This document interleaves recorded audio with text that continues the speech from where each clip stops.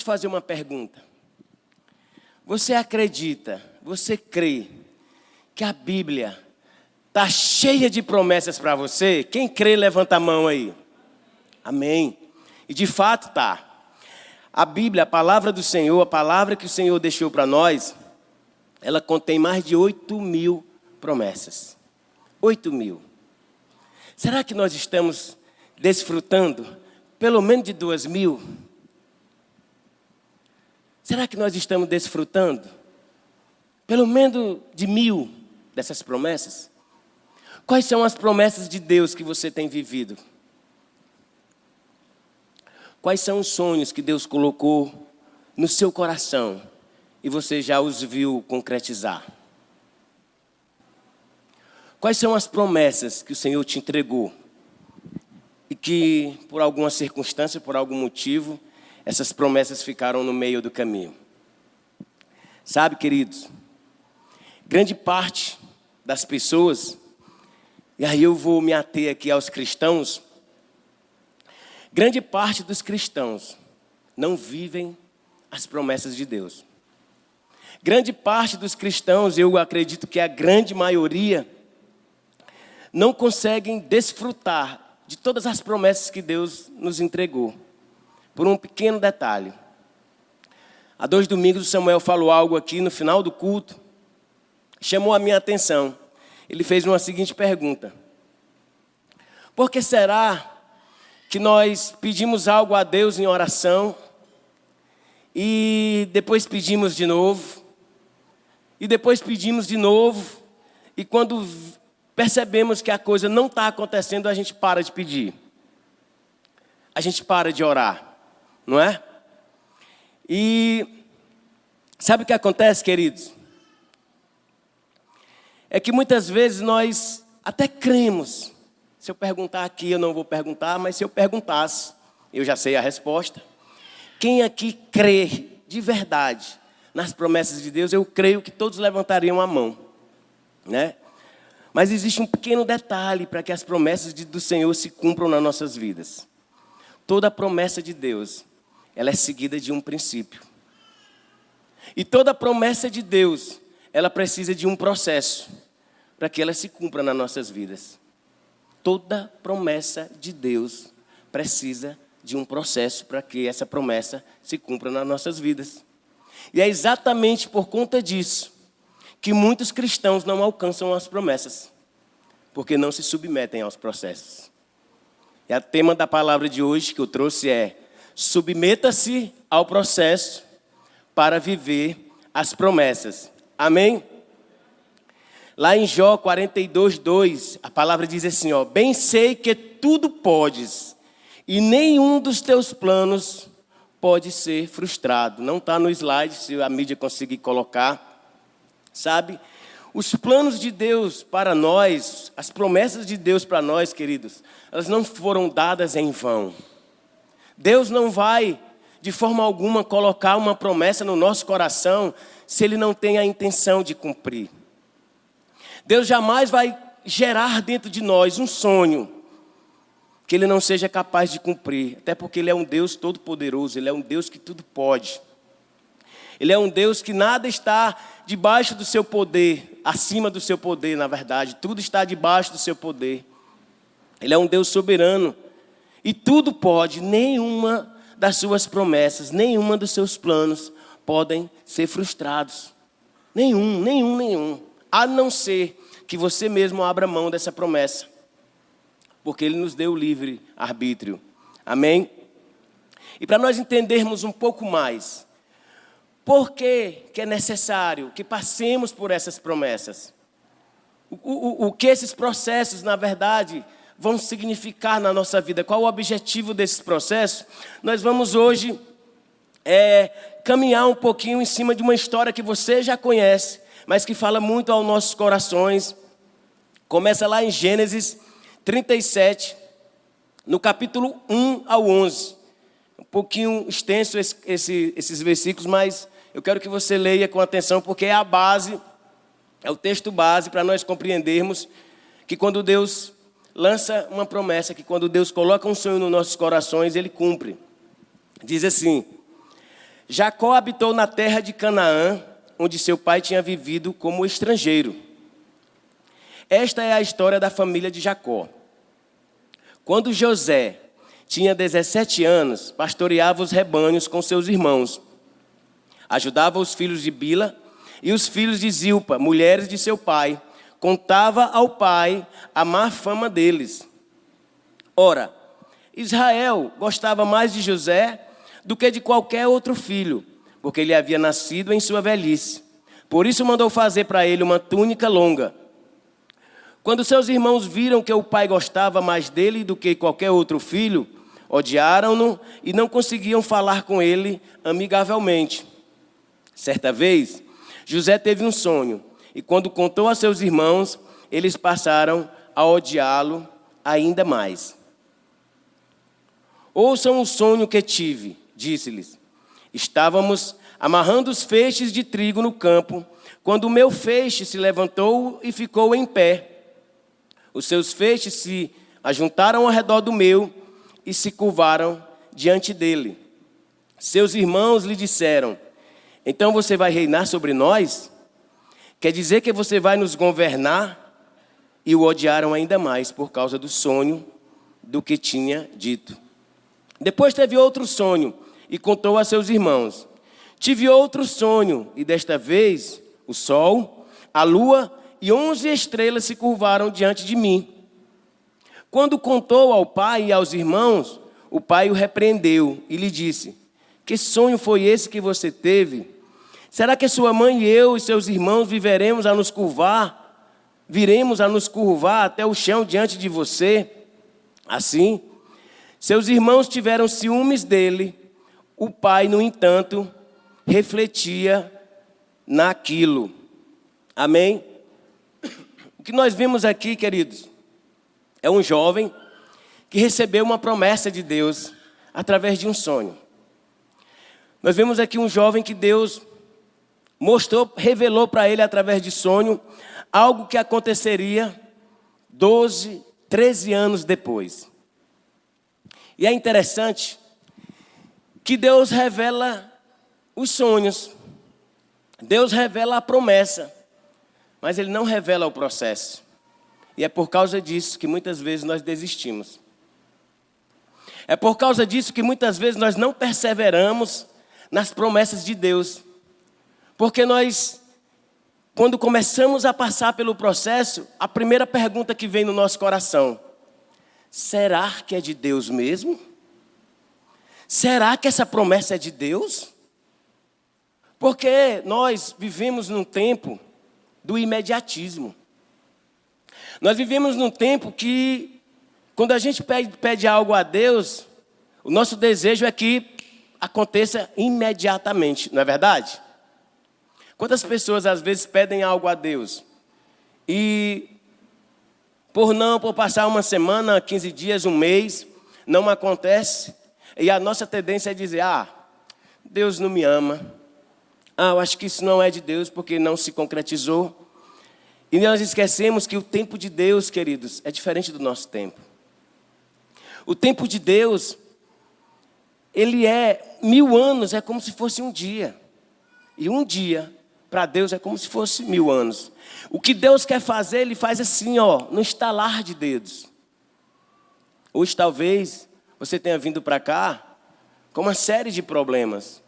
Talvez, espero que não, mas talvez tenha alguém aqui que a vida está um destroço só. Que a vida está um maior, sabe? Que talvez você veio aqui na esperança de sair daqui hoje, vendo uma luz no fim do túnel. E eu quero desde já começar a te dar uma promessa. Para Deus, nada é impossível. Deus pode fazer, em fração de segundo, te tirar da lama e te colocar para sentar com príncipes e reis. A palavra nos garante isso. Então, Deus, Ele tem promessas para cada um de nós e essas promessas irão se cumprir. Mas sabe por que nós precisamos passar pelos processos? Primeira coisa, para que a nossa fé seja fortalecida. Quem se submete ao processo tem a fé fortalecida.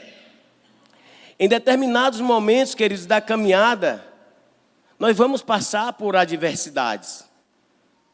Em determinados momentos da nossa caminhada, a gente vai se ver em situação que a gente vai se perguntar: meu Deus, sabe, eu tenho sido fiel aos cultos, eu tenho buscado ao Senhor no quarto, eu tenho me dedicado a servir ao Senhor, mas por que tanta coisa ruim me acontece?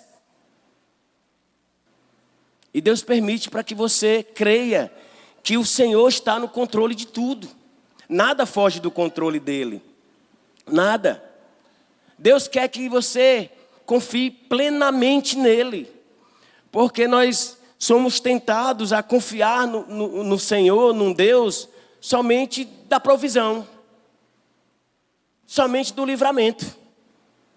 Mas quando essa provisão não vem no tempo devido que a gente quer, quando esse livramento não vem na hora que a gente espera, a gente pensa que Deus nos abandonou.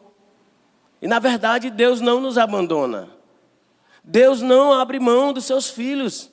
Eu e você somos a obra mais valiosa que o Senhor já criou. Eu e você somos o projeto mais perfeito de Deus. Deus criou tudo e todas as coisas para nós. Tudo foi feito para que nós vivamos uma vida de comunhão com Ele, uma vida plena. Você é filho de um pai que tem prazer em te abençoar. Nós somos filhos de um pai que não abandona os seus filhos, por mais que pensemos que Ele pode nos abandonar, por mais que achemos que em algum momento o Senhor não está conosco, mas isso não é verdade. Nós até podemos nos afastar dEle, mas Ele não se afasta de nós. Deus nos ama tanto, queridos, Deus nos ama tanto, a ponto de sacrificar o próprio filho. Quem é pai aqui? Levanta a mão. E mãe também. Aos que têm filhos, você seria capaz de dar o dedinho mindinho do seu filho por alguém que está aqui? Eu creio que não. Está aqui o meu, ó. Qualquer um de vocês aí pedisse para eu cortar a pontinha do dedo do meu filho por você, eu não cortaria. Me perdoe, mas estou sendo sincero. Eu não tenho fé suficiente ainda para isso. Mas sabe o que Deus fez? Deus mandou o seu filho aqui à terra para que fosse humilhado, para que fosse cuspido, para que fosse chicoteado, para que a tamanha humilhação fosse, sabe assim, descomunal, desumano, para que eu e você pudéssemos gozar de toda essa plenitude que Ele preparou para cada um de nós. Deus é maravilhoso, irmãos. Esse é um amor que não se mede. E Ele quer que nós creiamos nele. Ele quer que a nossa fé esteja realmente convicta, que a nossa fé seja uma fé firme, firme de que Ele é um Deus que cumpre as suas promessas. E José tinha essa convicção. O processo de José, após o sonho, e aí eu quero abrir aspas para te direcionar a algo. Tenha cuidado para quem você conta os seus sonhos. Tenha cuidado para quem você conta as promessas que Deus colocou no seu coração. Nem todas as pessoas vão olhar para os seus sonhos como Deus olha. Nem todas as pessoas estão preparadas, têm maturidade espiritual para escutar um sonho que Deus colocou no seu coração e dizer assim: vai que é de Deus. Segue firme que eu creio que Deus está contigo. Muitos dirão: louco. Muitos dirão: né? Não dá para ti, você não é capaz de fazer isso. E sabe o que é o pior? Às vezes são as pessoas que a gente mais ama. Às vezes são as pessoas que estão mais próximos a nós que vão nos desencorajar. Não porque eles sejam maus, por falta de sabedoria muitas vezes, e às vezes até usada pelo inimigo. Sabe por quê, queridos? Porque tudo que o inimigo quer é que as promessas de Deus não se concretizem nas nossas vidas. Tudo que o diabo quer é que os planos e as promessas de Deus não sejam alcançadas por nós. Só que José não deixou que isso acontecesse. Gênesis 37, 18, 20 diz assim: Mas eles o viram de longe. E antes que chegasse, planejaram matá-lo.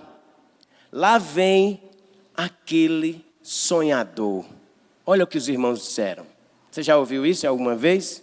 Quando contou teu sonho para alguém? Ô sonhador, não vai sair do canto e fica aí sonhando. Diziam uns aos outros: é agora, vamos matá-lo e jogá-lo num desses poços. E diremos que foi um animal selvagem que o devorou. Veremos então o que será dos seus sonhos. A inveja, né? Tomou conta dos irmãos.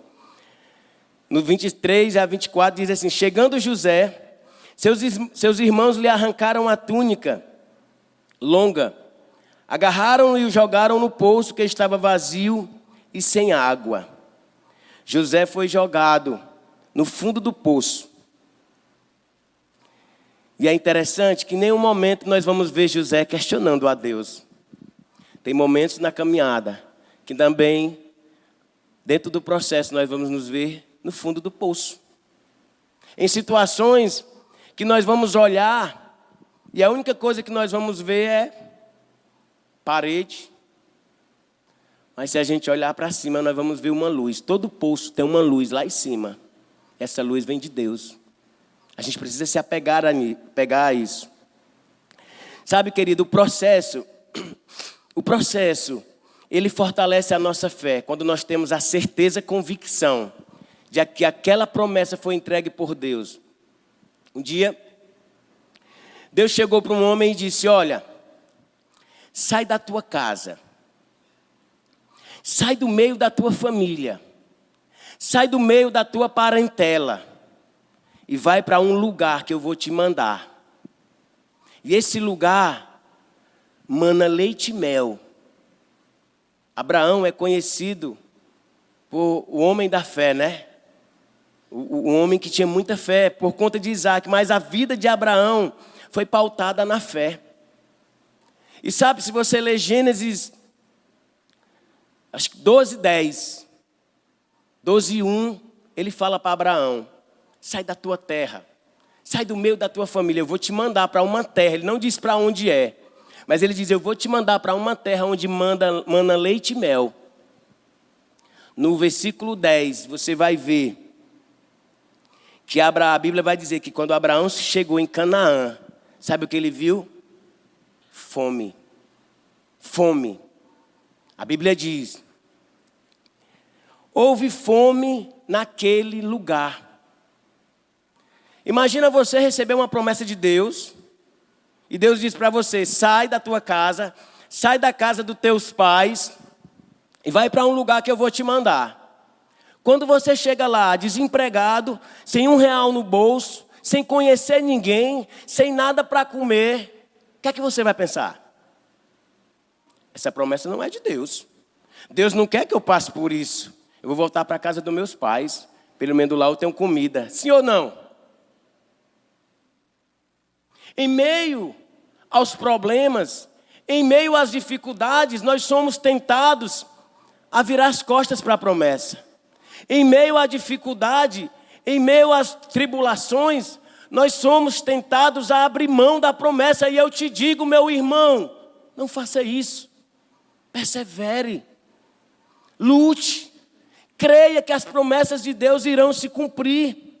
José tinha a firme convicção que a promessa de Deus foi para ele, mas precisa crer e buscar mais de Deus. Sabe o que diz em Hebreus 11:1? Sabe que a fé é o firme fundamento das coisas que se espera e a prova das coisas que ainda não se veem. Isso é fé.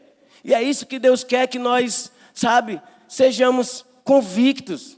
Que a nossa fé esteja nesse fundamento. Eu não estou vendo ainda, mas eu creio que vai se cumprir. Porque foi Deus que prometeu. Eu preciso trazer à existência aquilo que Deus me prometeu, como se já existisse. Porque Ele não é homem para que minta, e nem filho do homem para que se arrependa. Se Ele cumpriu, se Ele prometeu, Ele vai cumprir. Ele vai cumprir. Apenas submeta-se ao processo. Creia, tenha fé. Números 23:19 diz: Deus não é homem para que minta, nem filho de homem para que se arrependa. Acaso ele fala e deixa de agir? Acaso ele promete e deixa de cumprir? Sabe, querido, se você lê o livro de Êxodo, se você lê o livro de Deuteronômio, se você lê o livro de Crônicas, 1º, 2º Samuel, você vai ver as maravilhas que Deus fez no meio do povo de Israel. E a palavra afirma, nenhuma das promessas que Deus fez para o povo dele deixaram de se cumprir. E essas promessas se estendem para mim, se estendem para você, para os seus filhos, para os seus netos, para os seus bisnetos e para as próximas gerações. Mas se eu e você abrirmos mão dessa promessa, se eu e você virarmos as costas para essas promessas de Deus, os meus filhos não alcançarão, porque eu estou interrompendo um processo. Talvez, na verdade eu creio, não é talvez, eu creio, que tem promessas que Deus fez para a sua vida, que você não vai nem usufruir delas, mas os teus filhos irão. Aquele povo que saiu do Egito, a grande maioria, pereceu no deserto, porque não creu na promessa. Amém? Quem se submete ao processo torna-se constante e perseverante. Outro problema seríssimo que muitos de nós passa, a inconstância. Não ser perseverante naquilo que Deus nos pediu para fazer.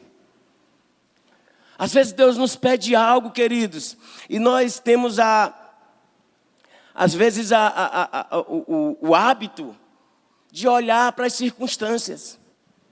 Nós cremos num Deus que tudo pode, cremos. Nós cremos num Deus que é soberano, cremos. Mas quando Ele nos pede algo que foge do nosso controle, que só precisa da nossa obediência para que algo que Ele nos pediu aconteça, nós não fazemos muitas vezes. Sabe por quê? Porque nós não perseveramos. Nós abrimos mão em meio às dificuldades. A Bíblia diz que por conta da fé de José, por conta da certeza e da convicção que José tinha na promessa que fez para ele, 70 pessoas entraram no Egito. 70. Mais de 3 milhões de pessoas, entre homens, mulheres e crianças, saíram por meio de Moisés. E grande parte desse povo sucumbiu. Sabe por quê? Deus fez uma promessa ao povo do Egito. Mesma promessa que fez para Abraão. Na verdade, eles tomaram posse. Moisés tomou posse. Porque Deus disse para Moisés, vai tirar o povo de lá. Eu escutei as orações dele. Eu escutei o clamor desse povo. Moisés, vai tirar esse povo de lá e leva para a terra que eu prometi por herança a Abraão, a Isaac e a Jacó, que era o pai de José. E José compreendeu essa palavra e Moisés foi lá e tirou o povo. Mas sabe o que aconteceu? A promessa foi recebida. O processo era o deserto. A terra prometida era o cumprimento da promessa. Muitos ficaram pelo caminho porque não se submeteram ao processo. A primeira coisa que eles fizeram, quando se depararam com o mar vermelho, murmuraram. Não creram no Senhor. Não perseveraram. Disseram, Moisés, quer dizer que esse teu Deus, olha só, gente. Quando alguém diz esse teu Deus, ele está dizendo, ele é teu, não é meu. A primeira coisa, abriram mão do Deus que era deles. Então quando eu digo teu Deus, é porque eu já estou dizendo, ele é teu, não é meu não. E eles disseram, Moisés, quer dizer que o teu Deus nos tirou lá do Egito para nos matar aqui? E Moisés clamou ao Senhor e Deus disse para ele, Moisés, diga o povo que marche. E o mar se abriu e eles passaram em terra firme. Logo mais à frente, eles tiveram fome. E mais uma vez disseram: quer dizer, Moisés, que esse teu Deus não nos trouxe para morrermos lá naquele mar, não. Ele nos trouxe para morrer de fome aqui no deserto. Pelo menos lá no Egito tinha cebola para comermos. E Deus disse: vai, desce maná do céu para vocês. Daqui a pouco eles estavam reclamando porque aquele maná estava enjoado, eu queria comer era carne. E Deus disse: vai, manda codornizes para esse povo. Daqui a pouco esse povo estava com sede e Deus disse: sai água da rocha. E ainda assim o povo murmurava. E ainda assim o povo reclamava. E Deus disse: olha, esse povo é um povo obstinado. É um povo que não crê na promessa que eu fiz para eles. E por conta disso, nenhum desses aqui entrarão na terra prometida. Sabe, queridos, seja perseverante. Não seja, sabe, não vire as costas para as promessas de Deus. Seja perseverante. Está difícil? Eu sei que é. Eu sei que é difícil às vezes. É doloroso? Eu sei que é. Eu sei que é doloroso. Foi doloroso para José. Você acha que foi fácil para José receber uma promessa de Deus e se ver vendido como escravo? Se ver dentro de um calabouço? Não foi, mas ele foi perseverante. José foi excelente como escravo. Foi excelente administrador de Potifar. Foi excelente carcereiro e excelente governador. Sabe, queridos, quando Deus nos dá uma promessa, não é o lugar que nós estamos. É a promessa que está dentro de nós. Onde quer que você vá, a promessa vai te acompanhar. Seja melhor com o que você tem para oferecer. Dê o seu melhor na situação que você está e Deus o honrará. É só isso que Deus quer. Dá o teu melhor. Está difícil? Clama a Ele, diz: Senhor, eu recebi uma promessa, o Senhor me deu essa promessa, mas está muito difícil. Está duro para continuar. Está sofrido, Deus. Está pesado. Deus vai te aliviar. Sabe, a palavra de Deus diz, né? Coloca que nós devemos colocar o nosso fardo e trocar o nosso fardo pelo de Jesus, que é leve e suave. Ele vai trazer a paz que a gente tanto quer, a tranquilidade, a força. Gênesis 39, 2:4 diz assim, ó: o Senhor estava com José, de modo que este prosperou e passou a morar na casa do seu senhor egípcio. Quando este percebeu que o Senhor estava com ele e que o fazia prosperar em tudo que realizava, agradou-se de José e tornou-o administrador de seus bens. Potifar deixou ao seu cuidado a sua casa e lhe confiou tudo o que possuía. Sabe, queridos, José, ele não foi excelente somente quando ele estava administrando as coisas do Potifar. Não. José, como escravo, ele era o melhor escravo. Ele era o melhor escravo. José, quando foi preso, ele era o melhor preso que tinha dentro daquela carceragem. A ponto de receber a chave da carceragem. A ponto de cuidar dos outros presos. A ponto de instruir os outros presos. Olha só. E sabe qual é, muitas vezes, o nosso problema? É que nós estamos olhando para as circunstâncias e dizendo: ai, meu Deus, como que eu posso estar nessa situação? Ah, meu Deus, que promessa é essa? Porque eu tenho que estar passando por isso. Eu vou desistir. Isso não é para mim. Sabe, queridos, perseverar é não desistir. Deus não se agrada de quem retrocede e desiste. Está aqui, ó. Também não está no slide, mas eu vou ler para você. Está aqui em Hebreus. Vou achar aqui.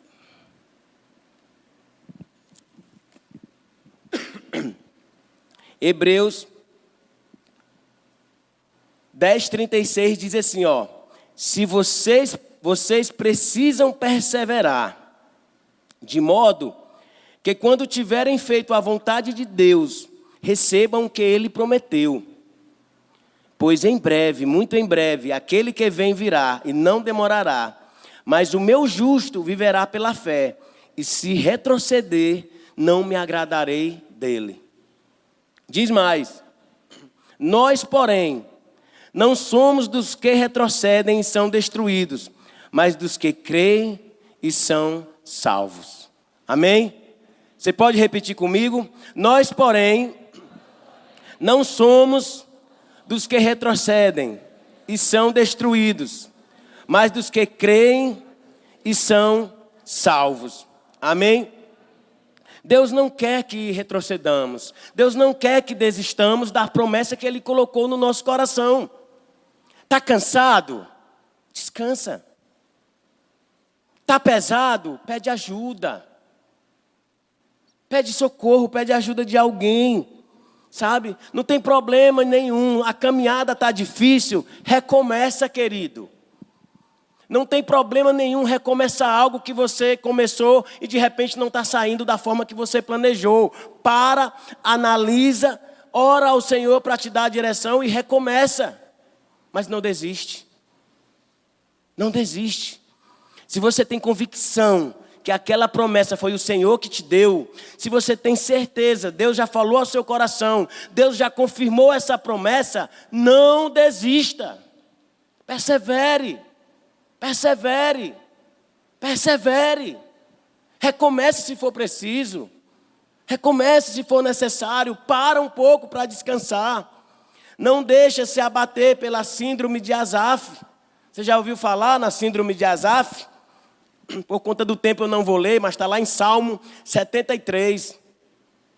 Asaf, dos 149 salmos, escreveu 11. Era um homem de Deus. A sua família servia ao Senhor no templo do Senhor. Desde do rei Davi, toda a família dele servia a Davi. Quando o templo de Salomão foi construído, toda a família dele era levita no templo de Salomão. Eles adoravam 24 horas por dia. Mas um dia, Asaf se viu com a família doente. A Bíblia fala que a glória do Senhor era tão grande que quem passava na calçada do templo era curado. Quem passava na calçada do templo recebia a bênção de Deus. E a família de Asaf estava lá dentro de casa, sofrendo enfermo. E ele disse: Senhor, como assim? Como assim, meu Deus? A vida inteira eu te sirvo, a vida inteira eu dediquei a vida a ti, meus filhos, meus netos. E hoje eu olho para o ímpio, eu vejo o ímpio prosperar e eu estou nessa situação. E a Bíblia diz lá em Salmo 73, os meus pés quase se desviaram. Os meus pés quase se perderam na caminhada, porque eu olhei para a vida do ímpio. Quem de nós muitas vezes estamos na caminhada, dentro de um processo e se pergunta, será que essa vida de crente é boa mesmo? Porque quando eu era crente eu não tinha tanto problema assim não. Depois que eu me converti é problema em cima de problema. Alguém já passou por isso? Eu passei. Logo quando eu me converti, eu disse, meu Deus do céu. Primeiro problema que eu encontrei foi os amigos se afastar tudinho. Me vi sozinho. Chegava em Guaramiranga, que é a minha terra natal, onde a maioria dos meus amigos estava lá. Os que não me chamavam oferecendo bebida, diziam assim, ei, mas tu agora é crente, é? Está enricando o pastor, é? É assim. Muita gente para te desanimar. Muita gente para fazer você parar. Muita gente para fazer que você não olhe para as promessas de Deus, mas para a honra e glória do Senhor Jesus. Eu perseverei. Passei por muitas dificuldades. Passei na caminhada por muitos processos. E processos dolorosos. Mas eu perseverei. Eu fui constante. Olha o que diz em Tiago 1, 2, 4. Meus irmãos, considerem motivo de grande alegria o fato de passarem por diversas provações. Se alegra no meio da provação. Como assim, Gilson? Você está falando loucura? Não. Não é uma alegria que vem de você, não. Se alegrar com a alegria do Senhor. Porque a alegria do Senhor é a nossa força. É o que nos fortalece. É essa alegria. E ele diz, se alegrem pelo fato de passarem por diversas provações, pois vocês sabem que a prova da sua fé produz perseverança. E a perseverança deve ter ação completa. Perseverar é ação completa. Não é começar, fazer 2 dias, 3 dias, no 5º dia teve uma dificuldade, não vou mais não. Isso não é perseverar. Perseverar é ter ação completa, a fim de que vocês sejam maduros e íntegros, inteiros, né? Sem que falte a vocês coisa alguma, para que a promessa seja alcançada. Aleluias. Quem se submete ao processo torna-se paciente, entende o tempo de Deus. Sabe, queridos, é outra situação que nos faz parar no meio do caminho. É não saber o tempo de espera. Outra situação que nos impede de alcançar a promessa é realmente não gostarmos de esperar. Quem aqui gosta de esperar? Ninguém, né? Lá em casa, durante muito tempo, foi motivo de brigas, inclusive até vindo para o culto. Quantas vezes nós saímos de casa brigados? Porque eu me arrumo em 5 minutos, no máximo.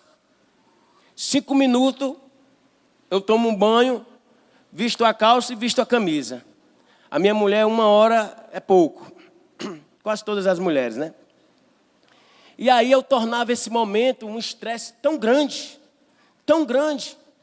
que criava um terror dentro de casa. E na época, o Bernardo era pequenininho, Bernardo era menorzinho, dependia de banho, dependia de arrumação, dependia de tudo, a Yasmin também. E eu não entendia isso, eu ficava, bora, já estou pronto. Amor, nós vamos nos atrasar, toda vez você se atrasa. Por quê? Porque ninguém gosta de esperar, é chato esperar, né? Mas Deus não quer isso. Deus quer que nós sejamos pacientes. A verdade, queridos, é que todos nós já somos pacientes. Diga, eu sou paciente. Sabe por que você é paciente? Mesmo que você não se veja ainda. Porque paciência é uma das manifestações do fruto do Espírito. E se você entregou a vida a Jesus, se você reconheceu Jesus como Senhor e Salvador, o Espírito Santo habita dentro de você. E Ele traz esse fruto consigo. Esse fruto já é seu. O que nós precisamos é entender como manifestar esse fruto. E sabe quando é que esse fruto é manifesto? Não é quando tudo está funcionando direitinho, não. Não é quando tudo está correndo como a gente planejou, não. O fruto da paciência se manifesta quando tudo está dando errado. Quando tudo está fora do controle. Aí Deus diz, olha, chegou a hora, o Espírito Santo diz, ei, você tem domínio próprio. Ei, você tem mansidão. Ei, você é paciente. Acalma, vai dar certo. Espera, vai dar certo. Sou eu que prometi a promessa. Sou eu que te fiz a promessa, irmão. Recebe, ela é tua. Mas espera o tempo de Deus. Espera o tempo de Deus. Amém? Quem se submete ao processo torna-se paciente, entende o tempo de espera. Eclesiastes 7:8 diz assim: melhor é o fim das coisas do que o princípio delas. Melhor é o paciente de espírito do que o altivo. Melhor é o paciente. Nós temos a tendência a olhar muito para o começo das coisas. O pastor Elielso tinha uma frase que ele falava muito constantemente. E essa igreja, queridos, é fruto. Essa igreja que nós temos hoje, 1.500 pessoas, ela é fruto da perseverança de um casal que creu na promessa de Deus. E ele sempre falava, valorize os pequenos começos. Valorize os pequenos começos. Talvez você ainda não esteja se vendo como o homem de Deus que você gostaria de ser. Talvez você ainda não se veja como provedor da sua casa. Talvez você ainda não se veja como sacerdote. Talvez você é mandado pela sua mulher e diz só amém, amém, amém, amém. Você não toma nenhuma decisão na sua casa. Se a sua mulher não mandar trocar uma torneira, a torneira fica lá o ano todo. Se a sua mulher não mandar trocar uma lâmpada, a casa fica toda no escuro. Fala, papai, mandei esses dias ajeitar, trocar a luz lá de casa tudinho. Sabe, queridos, talvez você seja grosseiro demais com a tua esposa. Talvez você seja infiel. E talvez você diz, não é promessa de Deus para que eu seja isso que Deus quer que eu seja. Sacerdote, líder da minha casa, um pai, um marido exemplar, um marido que seja capaz de dar a vida pela sua esposa. Mas deixa eu te falar, isso é promessa de Deus para você. Tome posse dela. Tome posse, já se veja assim. Creia, persevere, que Deus vai te mudar de dentro para fora. Eu estou falando isso com conhecimento de causa. Eu estou falando isso por alguém que era tudo isso que eu acabei de falar para vocês. E eu ainda estou no processo. Não estou pronto, não. Tem muita caminhada. Tem muito chão para andar ainda para mim. Um dia, eu pensei assim, cara, eu acredito que no dia que eu deixar de beber, tudo vai se resolver. Porque lá em casa o nosso maior problema era a bebida. Vocês já sabem do meu testemunho. E aí eu parei de beber. Adivinha o que houve? Nada. Meu casamento continuou do mesmo jeito. Minhas contas continuaram do mesmo jeito. Minha vida financeira uma bagunça. Meu casamento uma bagunça. Tudo uma bagunça. Aí eu disse, como assim? Já parei de beber? Aí eu descobri que a bebida era apenas uma área. Que eu tinha mais dezenas de áreas para serem tratadas. Para ser restaurado. E que eu dependeria de um processo. E que Deus não ia fazer isso no estalar de dedos. E eu me submeti ao processo. E aí eu fui vendo aos poucos outras áreas sendo transformadas. Eu vi aos poucos outras áreas sendo transformadas. Eu vi meus filhos mudando. Eu vi minha esposa mudando. Eu vi minha casa mudando. Mas por quê? Porque eu perseverei. Porque eu acreditei, eu tive a certeza que Deus tinha uma promessa para a minha vida, que aquele Gilson de antigamente não era o que Deus tinha prometido para mim, nem para a minha casa. Sabe, mulher, se você ainda não é uma mulher auxiliadora como deveria ser, se você ainda não é essa mulher do Provérbios 31, que onde o marido chega, ele é reconhecido na porta da cidade e diz, lá vem a esposa do fulano de tal, lá vem o marido da fulana de tal. Esse homem aí é doido, da família dele é bênção. Olha que maravilha. Se você ainda não tem o domínio de segurar a língua, porque é um dos problemas que a maioria das mulheres tem, né? Fala demais, briga demais.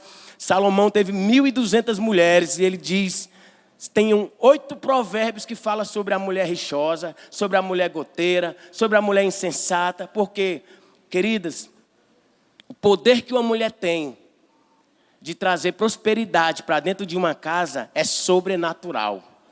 Você só precisa ter sabedoria. Sabedoria, domínio sobre o que fala, profetizar sobre seu marido, profetizar sobre seus filhos, elogiar o seu esposo, mesmo ele tentando, não fazendo ainda do jeito que você quer, mas ele está buscando a mudança. Elogia ele. Eligia, né, como diz o meme, sabe? Coloca teu marido para cima. Apoia a mudança dele. Amém? E ele vai chegar na promessa que Deus quer para vocês. Eita, o tempo está passando. Quem se submete ao processo ganha maturidade. Sabe, querido, o processo serve para nos amadurecer. O processo é necessário para que tenhamos maturidade. Se nós recebermos as bênçãos de Deus sem maturidade, elas se tornam maldição. Bênçãos de Deus, as promessas de Deus só vão chegar em nós quando nós estivermos preparados para recebê-las. O filho pródigo recebeu uma herança fora do tempo. O que é que fez com ela? Acabou tudo. Você já viu alguém que chegou na igreja todo quebrado?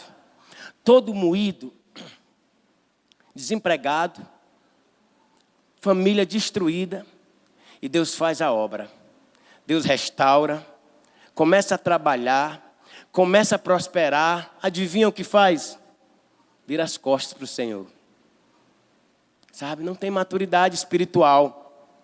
O processo serve para isso, para que ganhemos maturidade, para que sejamos moldados, o nosso caráter seja aperfeiçoado ao caráter de Cristo. Só assim nós vamos entender que a promessa é para mim, é para os meus filhos, é para a minha rua, é para o meu bairro. Deus é um Deus coletivo. Deus não é um Deus individualista. Deus nunca vai te dar uma promessa para que ela pare em você. Não. Deus quer que as promessas dele alcancem a sua família, a sua vizinhança, o seu bairro, a sua cidade. Amém? José revelou o sonho do copeiro e do padeiro. Olha aí, o José revelou o sonho do copeiro e do padeiro. Ele disse que o padeiro seria morto, mas o copeiro teria seu cargo restituído.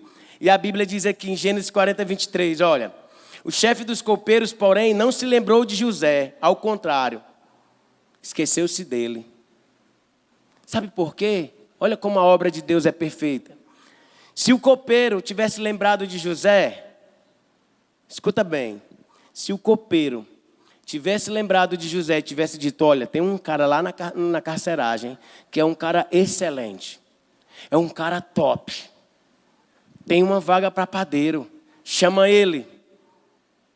Só que Deus não deu uma promessa de José para ser padeiro. A promessa de José era ser governador. Governador. Talvez você esteja achando que a promessa de Deus não vai se cumprir porque surgiram oportunidades ali e você não foi colocado no lugar. Cuidado com as distrações. Deus te deu uma promessa muito maior do que muitas vezes você quer se apegar. Amém? Então, tenha maturidade para entender o processo de Deus. José, em algum momento, foi tentado pela mulher de Potifar, pela Potiféia. Brincando. Não tem isso na Bíblia. Se ele não tivesse maturidade espiritual, queridos, ele tinha cedido. Você acha que uma mulher, esposa do chefe real, da guarda real do faraó, um homem que tinha muitas posses, você acha que uma mulher dessa não andava toda no linho, toda perfumada, toda cheia de joias? Será que não era uma mulher bonita? Uma mulher bonita? Quem tem maturidade espiritual, principalmente, diz não para o pecado. Quem tem maturidade diz não para as coisas que o mundo tenta nos distrair, para nos tirar da promessa. O inimigo muitas vezes vai lançar presentinhos para nos tirar da promessa de Deus. Talvez Deus tenha colocado no seu coração uma promessa maravilhosa de ser um empresário. E lá na caminhada alguém oferece um salário para você. E aos seus olhos é um excelente salário. Mas Deus não te chamou para ganhar um salário na CLT. Te chamou para ser um empresário. Assim como em algumas situações contrárias. Você se ilude com algum empreendedorismo que vai te entregar um determinado valor, mas na verdade a promessa de Deus é que você seja um grande executivo de uma multinacional. Eu não estou falando que trabalhar na CLT é totalmente errado. Muitas vezes Deus tem preparado para você um homem de Deus, uma mulher de Deus, mas na ânsia de ter alguém para dizer que ama, na ânsia de ter o seu ego fortalecido por alguém dizendo que você é linda e maravilhosa, e de ter a sua identidade afirmada por alguém, acaba se entregando a pessoas que não é ainda o tempo de Deus, não tem maturidade para dizer não. E quantas jovens aí têm se ferido em relacionamentos? Quantas jovens têm se entregue ao prazer? Jovens, meninos e meninas. Quantos? E quantas jovens têm hoje se cortando com depressão, com ansiedade, se sentindo feia, se sentindo mal amada porque o namorado deixou, porque a namorada deixou, quando na verdade a promessa de Deus é que você encontre alguém que vai te amar como Cristo amou a igreja. Quando a promessa de Deus é que você tenha um casamento, case, encontre alguém case e te faça uma rainha, e te faça um rei. Essa é a promessa de Deus. Que tenhamos um casamento abençoado, não que tenhamos um casamento vivido à base de brigas, de conflitos, de divórcio. Eu conheço casais que 3 em 3 meses querem se separar. A gente conversa, passa 1 semana, 2 semanas bem, quando a gente menos espera, tá ligando de novo. Não vai dar certo não, irmão, não temos que separar mesmo, tem que separar mesmo. Ei, querido, querida, não foi para isso, não é essa a promessa de Deus para você. A promessa de Deus é que você tenha um lar abençoado. A promessa de Deus é que você prospere em tudo aquilo que você colocar suas mãos para fazer. A promessa de Deus é que você coloque a planta dos seus pés e o lugar seja transformado. Essa é a promessa de Deus. Mas deixa eu te contar um segredo. Não é o lugar que você está que a promessa vai se concretizar. É você que carrega a promessa. A palavra do Senhor diz: sê tu uma bênção. Sê tu uma bênção. Amém? Quem submete ao processo alcança a promessa. Só alcança a promessa quem se submete ao processo. Não tem promessa sem processo, querido. Tem cura, tem libertação, tem milagres. Tem. Você vai ver pessoas entregando a vida a Jesus e se levantar de uma cadeira de rodas. Você vai ver pessoas entregando a sua vida a Jesus e sendo curada de um câncer. Tem. Porque Deus é poderoso para isso. Mas a promessa precisa se submeter ao processo. Olha o que diz Gênesis 41, 39 e 41. Disse, pois, o faraó a José: uma vez que Deus lhe revelou todas essas coisas, não há ninguém tão criterioso e sábio como você. Você terá o comando do meu palácio, e todo o meu povo se sujeitará às suas ordens. Lembra dos feixes? Lembra dos feixes? Lembra do sol e da lua? Da promessa que Deus colocou 12 anos, 13 anos atrás? Está aqui, ó, se concretizando. E ele diz mais, ó: somente em relação ao trono serei maior do que você. E na verdade, eu creio que essa hierarquia Deus só permitiu ainda porque Deus não quebra princípios. Que ele diz que precisa se submeter à liderança. Mas em autoridade, José era maior do que o rei. Porque foi a ele que Deus revelou o sonho de acabar com a fome do Egito. Foi a ele que o Senhor revelou os sonhos, que seriam 7 anos de fome e 7 anos de fartura. Na verdade o contrário, 7 anos de fartura e depois viria 7 anos de fome. Então a autoridade estava sobre José, não sobre Faraó. Hierarquicamente, somente o Faraó estava acima dele. Sabe, querido, quando nós cremos na promessa, Deus cumpre. Quando nós submetemos à promessa, ela chega. Romanos 8, 28. Deus diz assim, ó. Paulo disse, na verdade, aos romanos. Deus falou através de Paulo. Sabemos que Deus age em todas as coisas para o bem daqueles que o amam, dos que foram chamados de acordo com o seu propósito. Todas as coisas cooperam para o bem daqueles que amam a Deus. Você ama a Deus? Você se submete aos princípios de Deus? Você se submete à obediência de Deus? Deixa eu te falar uma coisa. Se você está passando por algum problema de dificuldade, de tribulação, vai cooperar. Vai cooperar. Talvez você não consiga ver. Talvez você hoje não consiga compreender onde que essa circunstância vai cooperar para o meu bem. Mas eu te garanto, está aqui a palavra que nos afirma: todas as coisas cooperam para o bem daqueles que amam a Deus. Todas. E se você está passando por algum momento de dor, de sofrimento, te alegra, porque a promessa está a caminho. Se você tem passado por algum momento de medo, de solidão, de angústia, Se você perdeu algo, relaxa, confia no Senhor. A promessa está a caminho. Você está seguindo um processo.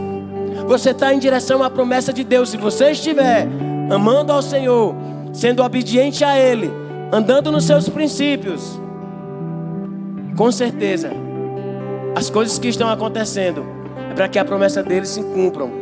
E elas vai sim cooperar para o teu bem lá na frente. Vamos ficar de pé?